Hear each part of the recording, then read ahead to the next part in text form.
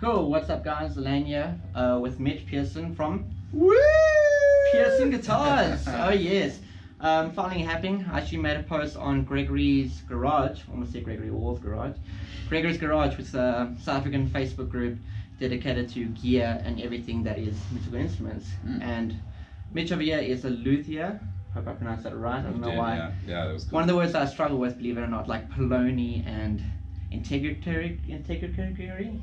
I don't even know. It's like no replacement found. You can't autocorrect that. Anyway, so just doing a quick Q&A with Mitch. I posted a whole bunch of, I posted a little video on the Facebook group of members who need to answer. I can't even speak, can I? Posted a video on the group and people just asking questions. So we're gonna basically get right into that. So tell us more about Pearson Guitars, man. So Pearson Guitars was a little company that I started, obviously. It's been going since February this year, actually. Geez, so it's picked up like a it lot. It has picked up crazy, which I'm so happy with. But pretty much it just started out with me just as an average guitarist and started doing my own setups, doing setups for friends, things like that. Studied a bit of engineering, got into working at the CSR and worked there for a long time. But during the whole process, I was just slowly building up the amount of people that I was doing setups and work on their guitar. And eventually it started matching my salary, and I'm like, actually, this is really what I want to do with my life. So I'm gonna leave the engineering job and I'm gonna continue with what I actually want to do with my life, which is Pearson Guitars. So in the last, Pearson Guitars hasn't even been going for a whole year, and it has picked up so much. I mean, as soon as you start doing this full time, it's like the whole world just opens and explodes for you all at the same time, which has been such a humbling experience, but it's been incredible.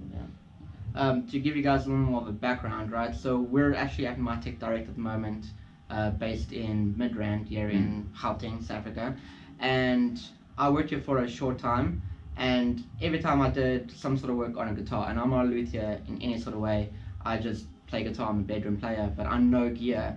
And every time I had to do some sort of work or needed to send it off to a person, Mitch was always the first person that I heard of, from Pearson, obviously. So we're gonna name drop Pearson Guitars a lot in this video. So, but anyway, so whenever we had to do some sort of work, we always send it to Mitch. And just word of mouth obviously grew a lot. Right? Insanely. Word of mouth has pretty much been the main thing. I mean, obviously I started my Facebook page a couple of years ago, and I only started actually posting this year. It was kind of just whatever. Doing this and this and this. I was more just a hobbyist, and it's grown since then. Okay. We're gonna go into. I want to actually talk about his custom guitar. Let me just this amp for 2 seconds. So how many guitars have you built now at the moment, man? Or you getting to builds? So so tell us more about this baby. Okay, so I'll answer your first question first. Yeah. So right now, so I'm sitting at around about I've only built about between 10 or 12 guitars.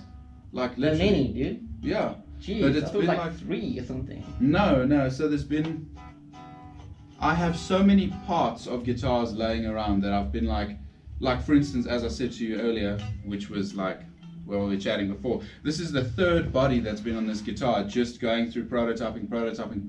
So if you count all those, it's between 10 and 12 guitars, which is obviously super beginner actually in the grand scheme of things where Pearson Guitars is going to go. I mean, it's only been going for a short while, but it's picked up so much, which is great for me. But with all the research that I've done, which is actually where most of my knowledge comes from, which is just trying and trying, and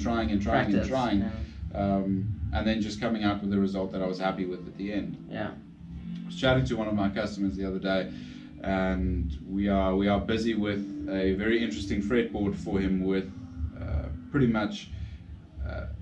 Have you ever heard of microtonal frets? Yeah, I have, but maybe you can explain. So microtonal frets is literally when instead of being split up into full notes, which is how frets are separated. I'll probably point out a little bit. Where the frets actually separate whole notes, microtonal frets are where they can separate half notes or even quarter notes. Like with a particular one that I'll be doing, it's literally, instead of having 22 frets, this one has 21, but 22 frets, it's going to have closer to 36 within the same space. So it separates notes just in a different way. Yeah. So another way for me to think about it, and maybe this is wrong, but basically a fret per string, almost. Yeah. So you're gonna have, it's gonna be individual frets per string. So it looks a little bit weird. It's not like a straight line. It's almost broken up a little bit. Yeah. A fret per string. Yeah. Yeah. Yeah. And it's supposed to be almost like 100% true to what the tuning actually is. Because yet again, man, this is supposed to be E. It's a little bit off E from what it's actually supposed to be. Or C, like middle C is 440. On some guitars it's actually not 440 but 442, or maybe even 445, dependent on a couple of factors.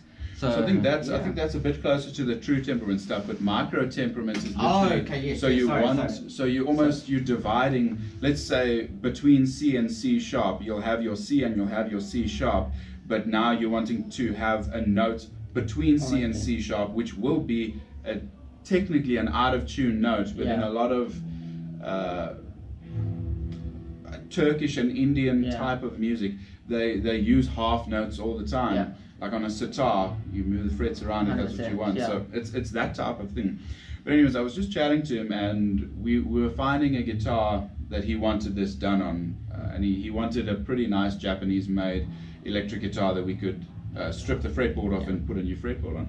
And what ended up happening is we went through between 20 and 30 guitars that were Japanese made, and he's just like, no, it's not, no. And I'm like, yo, this guy is picky. He's picky. And then I'm lying in bed with my wife doing, just lying there. And pretty much what ended up happening is I lay there and I was just thinking, and I'm like, wow, I'm so picky that I didn't even choose a guitar to do the stuff that I wanted to do. I'm like, I'm so picky, I will literally rather build my own guitar. Okay. So that's initially how I actually started out with my first guitar build, which is obviously where I learned the most. How long did that take you? A year and a half. A year and a half to build a guitar. Yeah. That and was obviously a lot of errors. Oh yeah, a lot of big learning. time. That was between, I think I started that first build in between 2013 and 2014. Okay. I started that build then, and that was after already starting to do setups and things like that, but still just a hobbyist. Yeah. But it's super crazy how like picky, just a piece of wood turns into this. Yeah. Because I look at a piece of wood and I can't even imagine like could be a guitar. How do I even go about it? Yeah. CNC, and then you get the plans. So then, did you draw up your own plans with regards to the bodies that you do on your guitars, or was it more of like a template kind of thing that you got off somewhere? And with the first one, the first guitar that I ever built, and it's in pieces now, was a neck through SG type thing. I rebuilt it probably 3 or 4 times until I actually got it to where I wanted, and then stripped it apart because it wasn't what I wanted. Yeah. But it was getting a rough SG shape, cutting that out with a bandsaw. Obviously the whole neck through is a very complicated type of build, but essentially it was first made it out of MDF, which is like super wood. Got the rough shape exactly where I wanted it, then just transferred that onto my neck through hole blank, and so it was templates mostly. The only part that I CNC'd with the first build was the fretboard, and I've actually continued doing that after many horrendous fails at trying to make a fretboard. The first time that I built the SG, I made my fretboard by hand, and it was so out of tune. I couldn't get intonation even close. Like even on straight frets, intonation is not there. But if they're wrong, it was bad. It was really bad. I remember, so I studied music, right? So it was my first year. So they taught us we need to do something. We need to create like a 4-band piece, top vibe, but all like homemade instruments, right? We can't use like actual instruments. We need to use like shakers, marimbas. There's like a windpipe, right, which is really awesome. Some guy did that and that turned out really well. And me and my buddy at that stage, we were like, we're gonna do like little ukes, right? Little Castrol can ukes, top vibe. And that was awesome. Man, we sanded. First of all, try to get all the oil out of the actual can.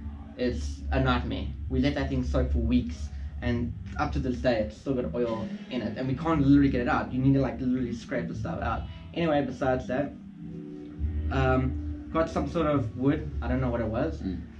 Sanding that thing down, and the sanding took 2 weeks, man. And it was just an absolute mission. And then we realized we need to put frets on it. Like, how do we even put frets on it? What do we use? How are we gonna do this?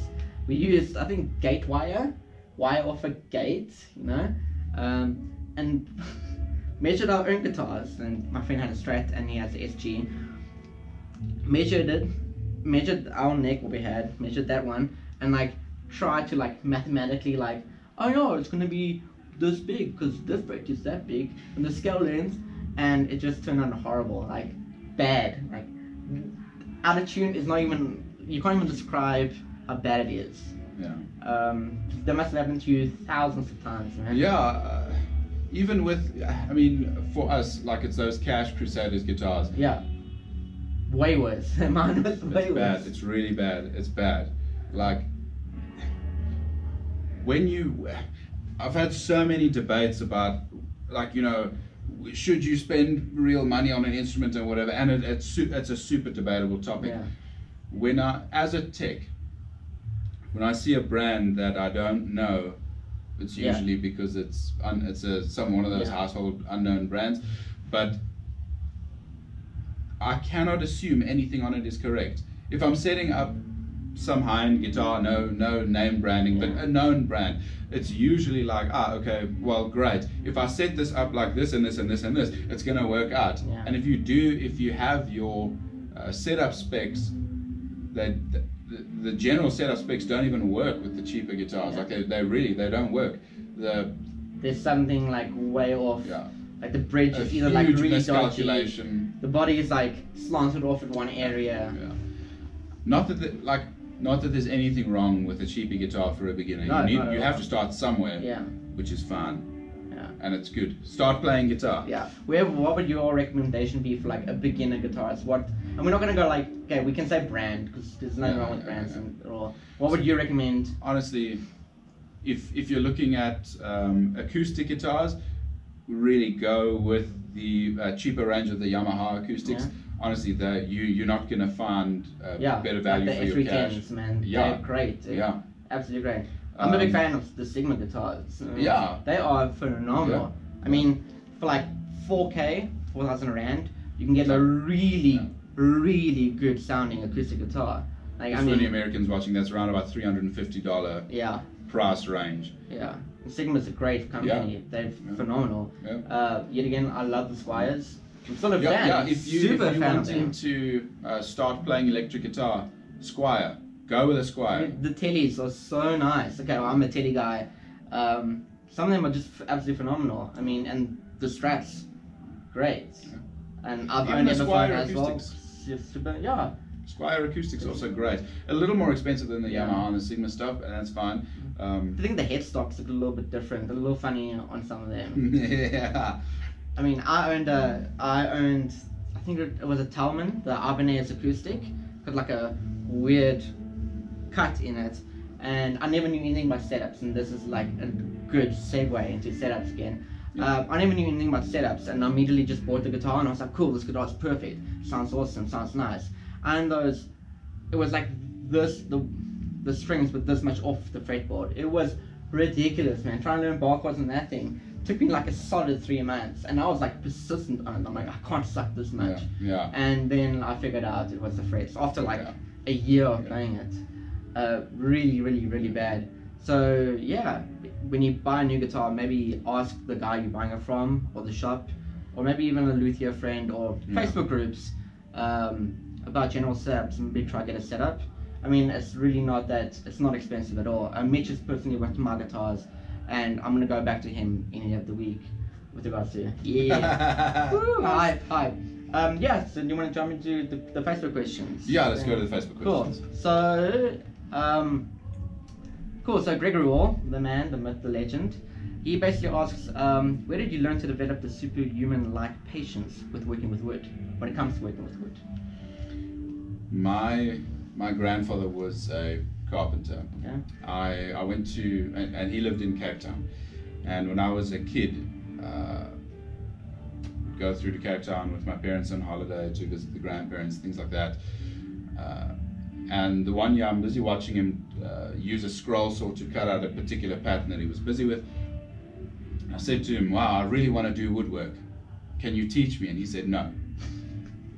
I'm like, but why won't you teach me? And he's like, because there's no better teacher than literally stuffing up. Yeah. Try something, just, it's one of the strangest things that I find in modern times. You won't try something because you're too scared to. Cool, camera just cut out there for us 2 seconds. I don't know why, but yeah, when I literally carry on the same conversation. So we're talking about Tone Pro's bridges, okay? Yeah. So now you got that whole saddle bar, and you got to route that deeper into the body because the angle of the neck isn't enough to support the height of even the bridge by itself. Yeah. And it's like it's glued in there. What are you going to do? Are you going to rip the thing out? No, like.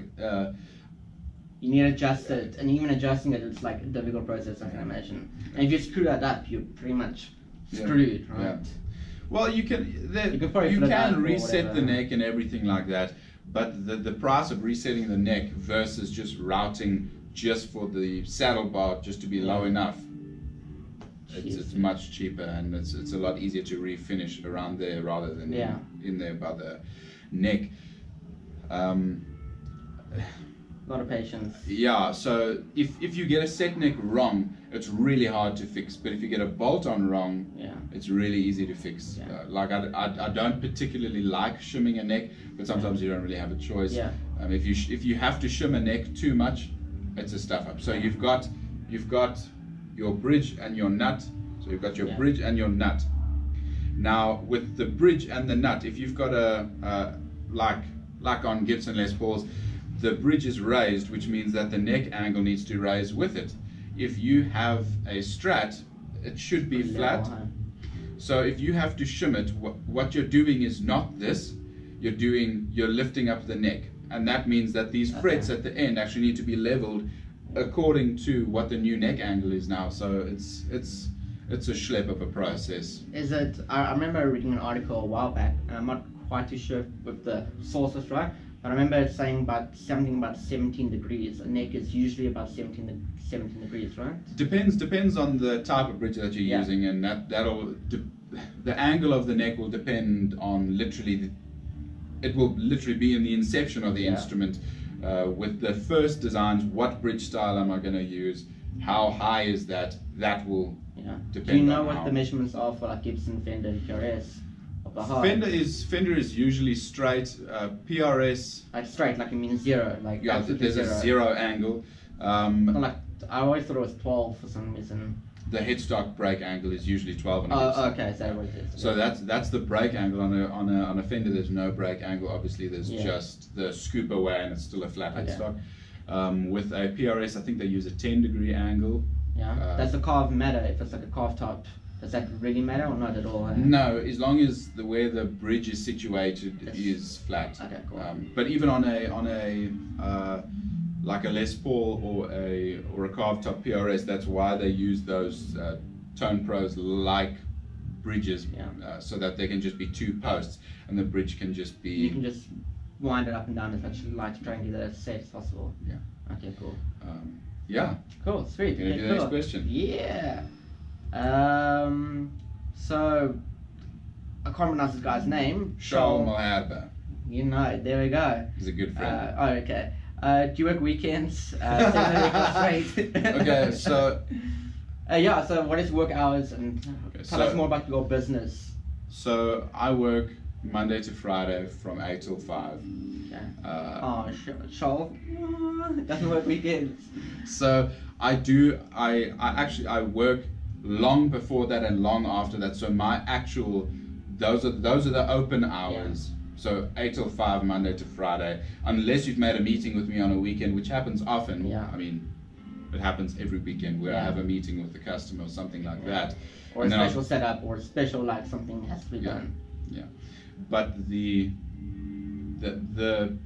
formal shop open hours are Monday, Friday, 8 till 5. But I usually start working around about 6 o'clock in the morning, and I'll stop working usually about between 7 and 8 in the evening. Okay.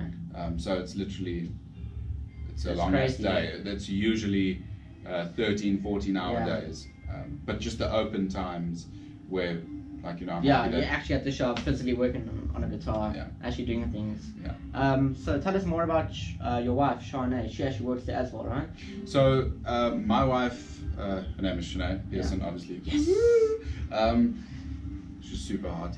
Whatever. So she does all my marketing, everything like that. She's my marketing advisor, although she only does that when I ask her. She does have another full-time job. Cool. I mean, like, sure, it would be the most irresponsible decision of me to literally jump off a cliff financially to start this project. And then bring her along for the jump. So no, she's still got a full-time job as a graphic designer for a company that specializes in financial. Whenever I see Mitch, she's always there. When it comes to the shop, she actually knows more about guitars than what I do, and I worked here for a while. So my wife listens. She listens really well. We were talking about some sort of top at a stage, and I couldn't really figure out what top it was. I wanted to say I couldn't figure out what top it was. It was basically just came out the case, and I was like, "What top is that?" And she was like, immediately, "It's that." And I was like, "Damn, even I didn't even know that." Robin like turns to me and is like, "Shocking," and like high-fives Shanae, and I'm like, "Really? Crap." So yeah, she knows guitars basically in and out at this stage. So usually when she gets home from work, and we both carry on working even after she gets home. So she'll sit usually like behind me in my workshop, and we'll just talk about, like, you know, the work that I had to do that day. I did this and this and this and this and this, and the problem was this, and this is what I did to fix it. And she's like, "Oh, okay." And like, because she listens and that she doesn't think that my guitars are just a stupid hobby. Slam to all the wives that think guitars are a stupid hobby. But whatever. Dude, my number one advice, right? If you're ever looking to buy another guitar and your wife, girlfriend is like, "No, you buy the guitar that's the same color." If you own a red Strat, you want a red PRS, you won't know the difference. So keep it red or keep it blue, like a theme. For me, it's natural wood colors. So, and obviously Mitch is natural wood colors, I would say. Absolutely love natural. But Shanae will like pick it up. She'll be like, "Why another guitar?" But she'll understand why. Cool. Yeah, she's extremely supportive. Cool. She's the best wife. Yeah. Awesome. Cool. Let's slap into the next question. So you don't work weekends. There we go.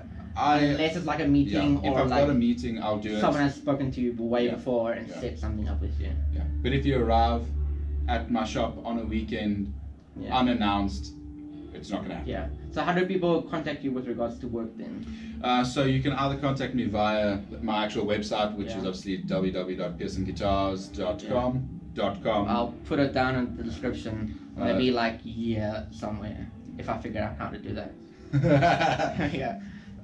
So there's a contact us on the website, or either via Facebook, which is just either the Pearson Guitars Facebook page, or your private one, or my cell phone, which is like, if you got one of our business cards, then my cell phone number and everything is on there, or email mitch@pearsonguitars.com. And probably you've gotten a lot of work through the Facebook page, Gregory's Garage, right? Big time. Greg was actually my first formal customer. I did setups. I started doing setups for Greg, and Gregory's like this myth, this legend. I've met him twice. I see some of the pictures and some of the stuff he posts, and what is his obsession with tube screamers? What is this? Every time a tube screamer is posted somewhere on Facebook, his name is there, and then it's like he buys it for some reason. A lot of the vintage tube screamers are just super collectible, and he absolutely loves anything that is guitar and collectible, because he is just a crazy guitar fanatic. How many guitars would you say you've been to his place? You've been to his garage. You've probably I haven't even seen all of them. It's And crazy. I've set up, probably to date, I've, for Greg, easily set up a good 300 guitars. He has a lot of guitars. Possible, dude. Like, He just knows the business. He knows the business very well. He knows how to wheel and deal. Yeah. He knows how to get good prices. He knows how to. and that's his job, basically. That's what he does.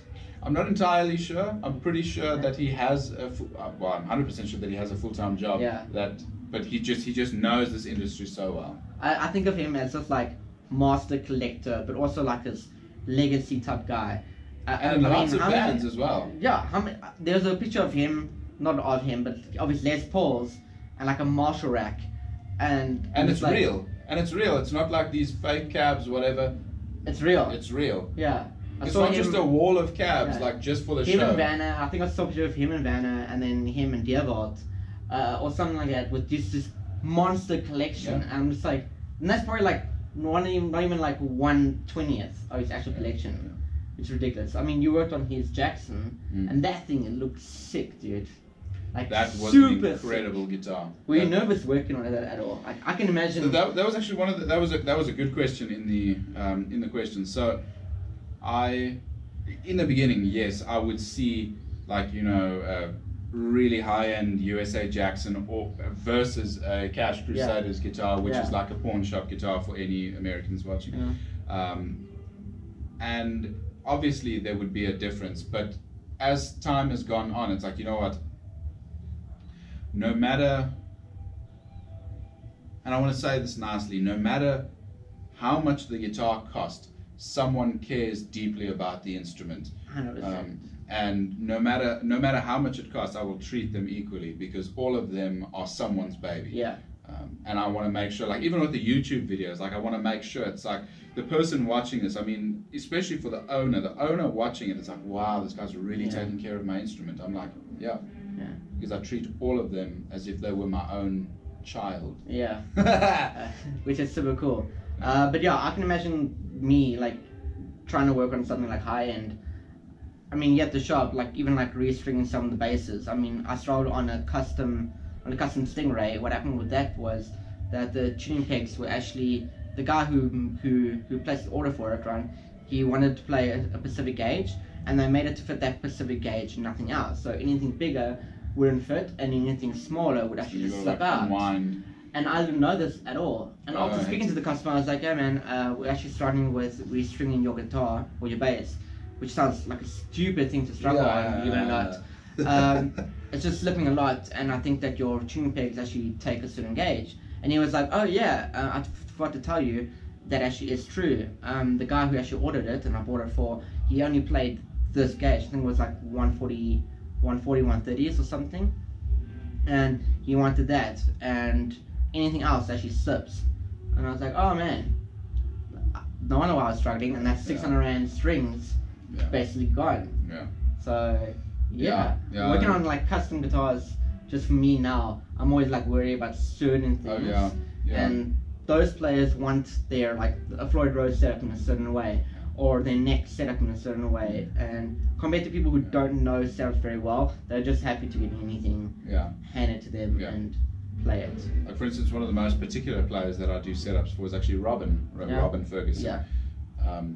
She likes her action super low. I mean, I have her guitars set up now with a 1.4 action on the low E, like the thicker E, low E and high E. It's always impossible to describe. And so even the thicker E, like higher in the neck versus lower in the neck, people are like always like, "What are you talking?" It depends on the reference. With we say first fret and then thicker string. Yeah. Then keep it at that standard. Yeah. So with the thicker E, she plays 942, if I remember correctly, right? Yeah. So she plays licks and 9-42s. She plays an E flat, and she likes it 1.4 on the thicker E, and it's literally just above 1 millimeter on the high E, which is low action. It's super low, but for that you need a particular neck relief. So it's like there are like 5 or 6 things that are constantly working together with, like, the string tension, then like Obviously string tension that pulls the neck in a certain way, and you need to rectify that with the truss rod and everything like that, and depending on how much you rectify it and all sorts of things like that. So is it the same